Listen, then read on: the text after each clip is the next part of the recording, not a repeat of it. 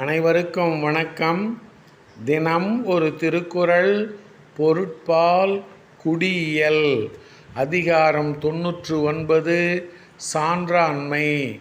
குறள் எண் 989. ஊழி பெயரினும் தாம் பெயரார் சான்றாண்மைக்கு ஆழி எனப்படுவார். ஊழி பெயரினும் தாம் பெயரார் சான்றாண்மைக்கு ஆழி எனப்படுவார். சான்றாண்மையாகிய குணக்கடலுக்கு கரை போன்றவர் ஊழிக்காலத்தில் உலகமே நிலை மாறினாலும் தம் அறநெறியிலிருந்து மாறமாட்டார்கள்.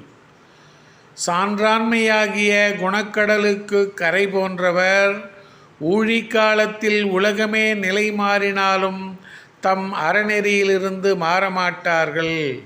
குறள் வழியில் நடப்போம், வாழ்வின் உன்னத நிலையை அடைவோம். நன்றி, வணக்கம்.